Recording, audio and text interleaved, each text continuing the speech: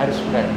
Harus berani ya. Harus berani. Ketika kita memulai usaha harus berani, jangan banyak berpikir, tapi harus banyak bertindak.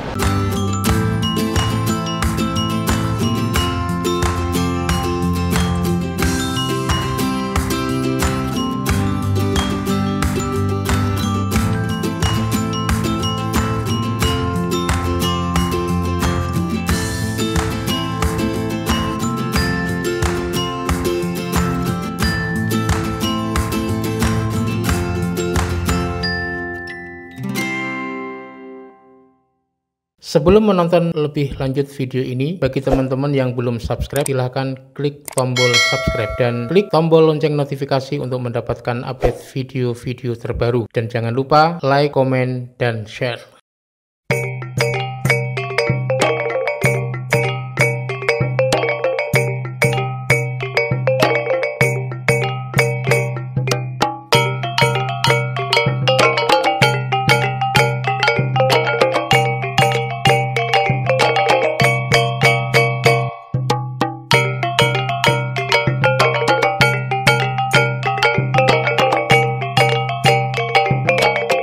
Assalamualaikum warahmatullahi wabarakatuh. Teman-teman dimanapun berada, bertemu kembali dengan saya Kang Asti, Badiatul Mukhlisin Asti di channel Jateng Nyampleng ID. Teman-teman, saat ini saya berada di rumah makan Padang Ganevo, yang berada di Jalan Ahmad Yani, Purwodadi, Grobogan. RM Padang Ganevo Purwodadi ini adalah merupakan cabang yang ke-16 yang baru di-launching pada tanggal 30 Juni 2021 yang lalu. Dan saat ini saya sudah bersama dengan owner RM Padang Ganevo, yaitu Bapak Heri Sulistiono atau biasa dipanggil Pak Heri. Nanti kita akan berbincang-bincang dengan Pak Heri terkait dengan kisah sukses rumah makan Padang Ganevo. Assalamualaikum Pak Heri. Waalaikumsalam. Sehat Pak Heri ya? Alhamdulillah. Pak Heri. Alhamdulillah nih Pak Heri, selamat atas dibukanya rumah makan Padang Ganevo yang ke-16. Bisa diceritakan nih Pak Heri, rumah makan Padang Ganevo itu pusatnya di mana dan kapan berdirinya? Rumah makan Padang Ganevo berpusat di daerah Meranggen ya. Pinggiran Kota Semarang. Ya. Kenapa kita pakai nama rumah makan Padang Ganevo? Karena memang tempat kita lebih dikenal orang dengan nama daerah yang bernama Ganevo, yang itu ya, rel kereta api itu ya. Rel kereta api yang mau masuk ke Semarang. Ya, mau masuk ke Semarang. Berdiri sejak tahun 2001. Pak Heri sendiri ini asli Padang? Saya Jawa Tulen. Jawa Tulen ya. Bapak orang tua? Orang tua Tulen. Yang mendirikan RM Ganevo itu pertama kali orang tua. Orang tua. Bagaimana ceritanya ini orang Jawa membuka rumah makan Padang? Mungkin bisa diceritakan nih Pak Heri. Betul Pak. Jadi mungkin jalan itu yang ngasih Tuhan yang awas barang-barang. Jadi pertama-tama kita tuh punya tempat yang disewa, sebuah rumah makan Padang. Pemiliknya asli orang Padang. Ya. Cuma berjalan 1 tahun saja, tidak berlanjut. Kemudian kita ajak kerjasama, tapi orangnya memutuskan mundur karena menurut mereka waktu itu di tahun 2001 daerah Meranggen itu masih belum prospektif untuk rumah makan Padang. Menurut mereka. Terus kemudian kopinya mau dipulangkan ke Padang, ya kan? Akhirnya waktu itu bapak saya mengambil keputusan untuk negosiasi dengan pemiliknya itu, bagaimana kalau kita ambil alih kokinya itu tidak usah dikembalikan Padang, kita yang bayar dan alat-alatnya kita sewa. Akhirnya itulah ceritanya kenapa bisa berdiri rumah makan Padang Ganevo. Waktu itu Bapak Pak Heri itu kerja jadi apa waktu itu? Waktu itu pensiunan pegawai. Oh, pensiunan, jadi artinya punya waktu ya untuk mengelola rumah makan Padang Ganevo ya. Kemudian kata yang pertama kali punya rumah makan Padang itu kan di daerah Meranggen belum prospektif. Setelah dijalani bagaimana Pak? Ya tentunya perjuangan dulu Pak. Perjuangan seperti apa? Usaha pasti perjuangan, tidak serta-merta langsung laku. Jadi sedikit demi sedikit lah, sedikit demi ya, dengan pelayanan yang lebih baik, dengan menjaga kualitas, menjaga kebersihan, rasa, dan yang terutama ramah tamah terhadap pengunjung. Karena pelayanan Pak ya. Pelayanan yang bagus, ternyata hari demi hari, waktu demi waktu pelanggan semakin bertambah. Bahkan dari luar kota, kalau mau ke Semarang, mampir ke warung Padang Ganevo. Bahkan saya sendiri juga dulu pernah mampir di warung di rumah makan Padang Ganevo yang di Meranggen itu Pak. Ya, sekitar tahun 2004. Sekitar tahun 2004. Jadi dari situ kemudian sekarang kan ini kan rumah makan Ganevo ada di bawah kendalinya Pak Heri ya. Betul. Pak Heri. Sejak kapan tuh Pak?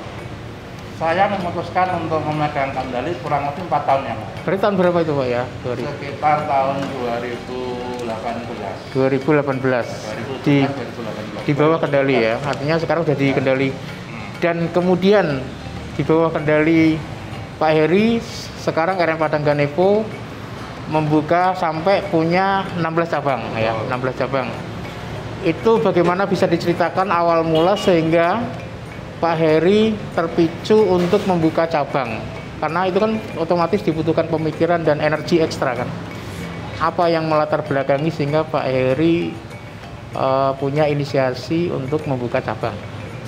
Berawal dari banyaknya permintaan dari para pelanggan yang meminta untuk kita buka cabang di daerah A, daerah B dan sebagainya. Pada minta seperti itu. Akhirnya saya putuskan, kenapa tidak kita coba sih?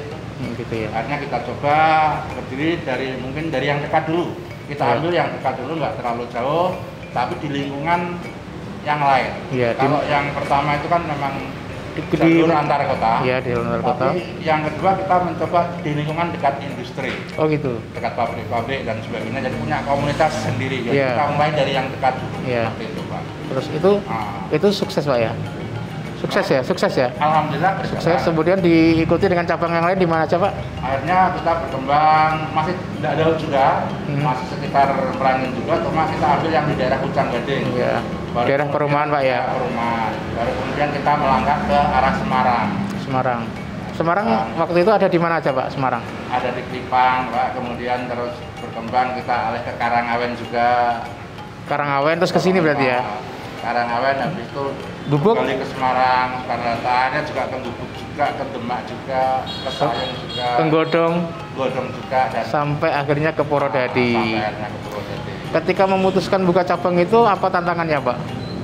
Kalau tantangan pasti banyak Pak. Banyak, ya bisa diceritakan kira banyak. Yang pertama jelas kos ya. Kosnya tinggi karena untuk membuka suatu usaha pasti butuh biaya yang besar, terutama di tempatnya, peralatannya dan sebagainya. Karyawannya juga harus memikirkan gitu ya. Kalau karyawan itu Pak Heri memilih karyawan yang berdomisili di lokal atau yang dari dropping ke dari mana itu enggak ya? Tidak tentu Pak, ada yang lokal, ada juga yang luar kota gitu, seperti itu. Dari 16 cabang itu Pak, singkat dari 16 cabang itu ada nggak yang cerita kegagalannya? Pasti ada. Ada ya. Yang namanya usaha pasti tidak serta-merta mulus. Ya. Ada juga yang ternyata di luar prediksi, ternyata ada hambatan, tantangannya, terutama yang begitu berat di saat pandemi kemarin, di awal-awal pandemi ya. Terasa begitu berat tantangannya. Dari 16 cabang itu yang gagal berapa Pak? Yang artinya yang tiga ya. Bisa diceritakan Pak? Yang kita tutup akhirnya. Kita tutup ya. Dari efek dari pandemi diantaranya ya. Dari 3 itu bisa diceritakan satu persatu Pak. Diceritakan dari cerita itu kan nanti bisa diambil hikmahnya lah gitu ya untuk ke depan.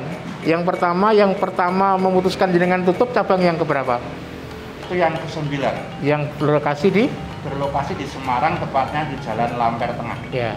Apa itu Pak? Bisa diceritakan penyebabnya adalah di awal pandemi, akhirnya pemerintah Kota Semarang memutuskan untuk menutup ruas-ruas jalan di Kota Semarang, penyekatan di Kota Semarang ditutup dari 2 arah, termasuk Jalan Lamper Tengah tersebut. Terus efek yang dari penutupan itu adalah? Efeknya adalah karena lalu lintas ditutup, otomatis orang tidak bisa melalui jalan itu, otomatis usaha-usaha yang ada di sekitar situ otomatis pada kolaps semua. Termasuk warung Padang Ganevo. Dari awal pandemi sampai bulan keberapa akhirnya rumah makan Padang yang ada di Jalan Lamper itu jenengan putuskan untuk ditutup? Waktu itu kita pertahankan kurang lebih 3 bulan. 3 bulan ya? 3 bulan kita pertahankan, tapi karena ini bisnis, kalau kita disuruh menutup kerugian terus tidak bagus. Akhirnya saya putuskan untuk... Sementara yang lain juga butuh perhatian? Iya, betul. Ya, sehingga akhirnya ditutup ya? Iya, betul. Kalau yang kedua, Pak? Yang kedua yang kita tutup berlokasi di Indogrosir. Di Indogrosir itu di mana, Pak? Di Jalan Kaligawe, sebelah Terminal Terboyo. Oh ya, terus itu penyebabnya apakah juga sama pandemi atau?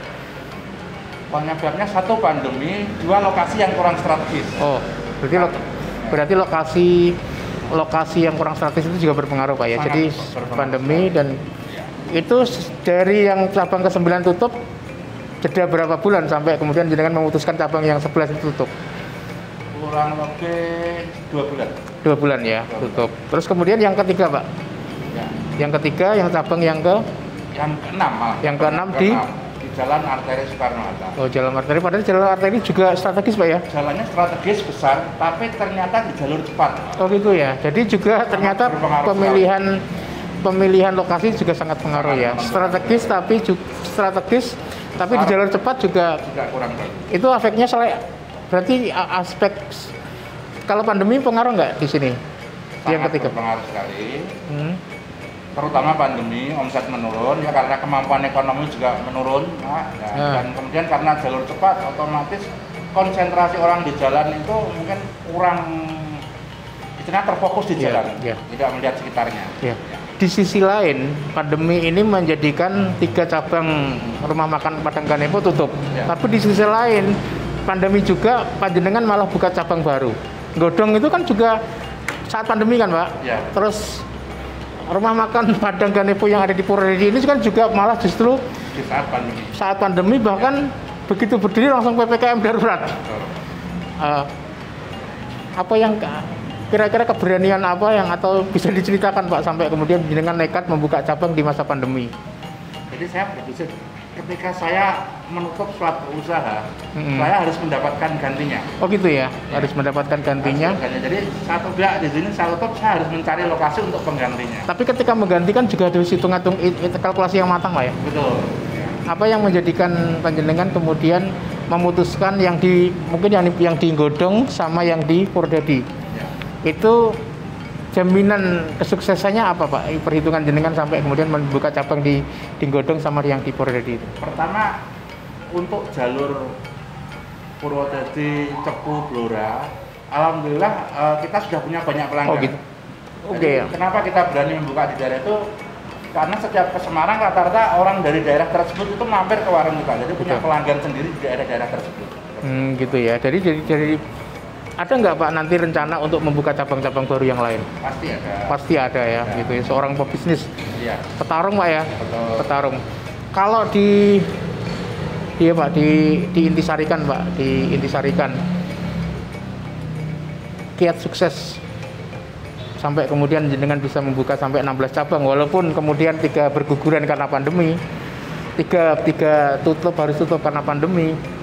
Dari itu kira-kira apa kiat yang mungkin bisa jenengan sampaikan bagi teman-teman, bagi pemirsa Jateng Nyamplung ID terkait dengan kiat membangun bisnis kuliner? Itu kiat jenengan apa? Kalau dari saya yang pertama jangan takut gagal. Yang pertama jangan takut gagal. Orang berusaha jangan berpikir tentang nanti bagaimana jalan atau tidak, tapi jangan takut gagal. Jalankan saja. Oh gitu ya. Jalankan saja. Tentunya ketika kita menjalankan harus didasari dengan strategi. Strategi ya, oke. Strategi. Jangan takut gagal. Karena kita berbisnis di bidang kuliner. Maka yang pertama tentunya kita harus mengutamakan cita rasa. Cita rasa. Termasuk di rumah makan Padang Ganevo itu mengutamakan cita rasa, Pak ya. Betul. Karena kopinya asli Padang. Kopinya asli Padang, resepnya asli Padang. Banyak rumah makan Padang yang ternyata chefnya bukan Padang, tapi kita alhamdulillah pakai chef asli. Berarti yang pertama cita rasa. Cita rasa menu makanan konsisten, istiqomah cita rasanya tidak berubah. Walaupun mungkin pas bumbu mahal. Mungkin ada lombok mahal gitu, Pak. Pastilah harga kebutuhan pokok pasti naik turun, Pak. Tapi kita tidak pernah mengurangi cita rasa. Di sini yang menjadi andalan di rumah makan Padagan Evo itu apa, Pak? Kalau rumah makan kita andalannya satu rendang, itu pasti gitu ya. itu rendang. Yang kedua tunjang itu kaki sapi. Tidak semua rumah makan Padang menyediakan tunjang. Oh gitu ya. Ya. Kemudian ada ayam bakar pasti. Terus kemudian kalau saya itu kepala kakap ada. Gitu ya, oke. Jadi itu diantara. Yang kedua, Pak. Kiat yang kedua satu, selain tadi mental yang harus disiapkan, jangan takut gagal. Strategi yang pertama kan kalau untuk strategi bisnis kuliner, kiatnya kan pertama cita rasa. Jadi kalau jangan pernah memulai bisnis ketika cita rasa buruk, ya, itu pasti gagal ya. Yang kedua, harga. Bisa diceritakan harga di Ganevo dengan harga di warung makan Padang yang lain menurut riset Pak Heri? Jadi kita tidak mengambil harga yang terlalu murah, karena kalau harga terlalu murah nanti berhubungan ke cita rasa dan kualitas. Ya, oke. Ada orang menyebut ada harga ada rasa kan? Ada harga ada rasa, ada harga ada rupa. Ada harga ada rupa. Ya. Jadi kita mengutamakan cita rasa, jadi kita tidak bisa memberikan harga yang terlalu murah. Ya. Dan karena kita mengutamakan rasa, ya. Selain itu juga kepuasan pelanggan, bagaimana dengan porsinya. Tadi ada harga, ada rupa, ya kan? Yeah. Jadi kita harganya mungkin agak medium, tapi porsinya lebih besar. Itu yang ketiga berarti, strategi yang ketiga. Ya, betul. Ya. Kalau di sini pakai metode prasmanan. Metode prasmanan. Jadi ambil apa? Nasi sendiri, Pak ya? Kalau lauk? Lauk kita nanti yang kita hitung lauknya ya. Kalau lauknya double ya otomatis tambah. Itu ya, metode prasmanan. Yang keempat, Pak? Tempat yang strategis. Jadi ketika kita mau memikirkan membuka suatu cabang, saya harus survei lokasi. Jadi tidak langsung serta-merta kita mencari tempat. Iya. Saya survei dulu mungkin 1 minggu, bahkan bisa kadang sampai 1 bulan bolak-balik cari tempat lokasi yang betul-betul menurut saya strategis, dekat dengan keramaian seperti itu. Iya, ya. Itu tempat ya. Berarti tempat penting, Pak. Termasuk juga tadi pengalaman Pak Heri ketika membuka di Jalan Soekarno-Hatta, Semarang, di Jalan Arteri itu ternyata gagal, walaupun sudah tempatnya strategis. Ternyata ada faktor X, yaitu adalah karena jalur cepat, ya, sehingga orang tidak berpikir mampir ketika melewati jalan itu. Yang kelima, Pak? Kos ya. Utama sekali. Kita memutuskan melihat suatu tempat yang nanti akan kita sewa, kita juga tentukan kosnya. Jadi kalkulasi, Pak ya. Kalkulasi apakah kos yang saya punya untuk buka cabang ini masuk atau tidak. Betul. Gitu ya. Pernah nggak, Pak, kira-kira panjenengan ngincer suatu lokasi tapi tiba-tiba jenengan tidak mengambil itu? Pernah ya. Karena harganya yang sangat tinggi sekali. Harganya sangat tinggi sekali.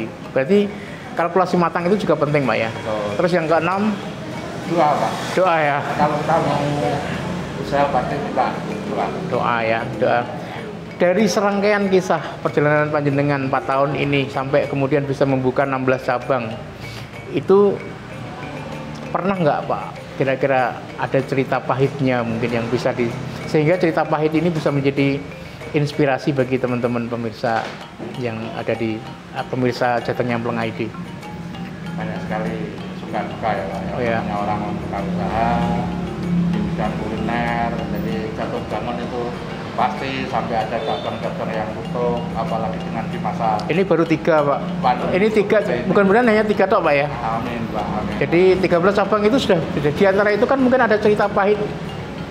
Kalau kegagalan yang menjadikan bangkrut itu nggak pernah, Pak ya? Alhamdulillah belum pernah. Belum pernah, dan atau mungkin jangan pernah. Jangan pernah begitu ya. Ya, betul, Pak Heri, ini terima kasih inspirasinya. Apa pesan Pak Heri untuk teman-teman yang di luar sana yang akan memulai bisnis kuliner? Harus berani. Harus berani ya. Harus berani. Ketika kita memulai usaha harus berani, jangan banyak berpikir, tapi harus banyak bertindak. Jangan hanya banyak berpikir, tapi banyak bertindak. Berpikir terus mengkonsep, terus kalau nggak pernah dilakukan nggak ada tindakan ya. Terima kasih teman-teman. Terima kasih Pak Heri atas inspirasinya. Jadi teman-teman, nanti kita share juga lokasi-lokasi cabangnya RM Padang Ganevo. Kalau yang ada di sini kita sedang ada di RM Padang Ganevo yang ada di Jalan Ahmad Yani Purwodadi atau sebelah timur Pasar Purwodadi. Jadi kalau panjenengan lewat, Anda semua lewat bisa mampir untuk menikmati masakan-masakan Padang yang sudah terkenal. Bahkan rendang ini ya. Rendang ini adalah merupakan masakan terenak di dunia versi CNN. Terenak di dunia versi CNN ya. Jadi ya terima kasih Pak Heri. Teman-teman, sampai jumpa di perbincangan-perbincangan kita selanjutnya, inspirasi selanjutnya. Terima kasih, sampai jumpa. Assalamualaikum warahmatullahi wabarakatuh.